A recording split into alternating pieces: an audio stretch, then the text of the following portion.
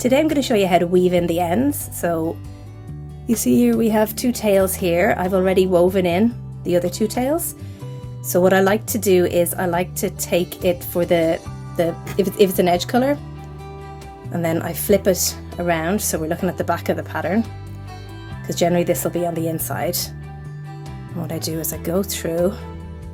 I normally do it on the top and bottom of the pattern rather than down the edges, but it's up to you. I find this a bit easier.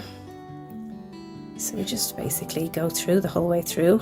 I tend to use a crochet hook. This crochet hook is size 3. I knitted on a size 4, so I tend to use either the same size or else 1 or 2 sizes smaller. Small is probably a little bit easier, but if I only had a 4, then I'd be happy to use a 4 for this. And you can see it's quite easy. Keep the tail on the back end of the pattern. That'll make it look neater at the end. I'd normally do 7 to 10 of these.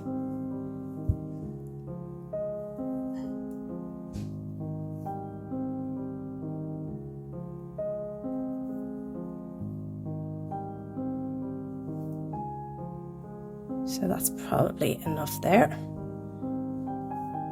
And then what I'll do is I'll stretch it out, because it got a bit tight when I was doing that. And then I will snip the yarn. And as you can see, it's pretty much hidden. Now this one is slightly more complicated because it's not at the edge, it's a colour that I added into the pattern. So as I say, we definitely do this on the back. And what I'm looking for is, see these slightly narrower ones here, slightly tighter ones, and I'll just go through them.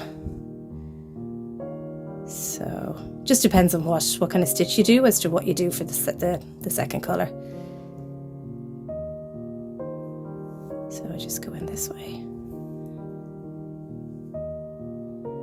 And it doesn't really matter which way you go. Once you do enough of them that it's not in danger of falling out. And what I can do here on this one is I can actually just come down a row, because sometimes you won't have an option to go the whole way across.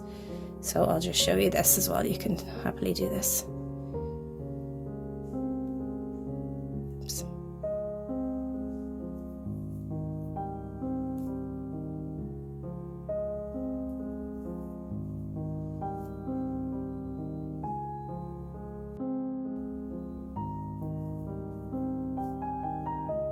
And then I'll do a little one here, just at the end.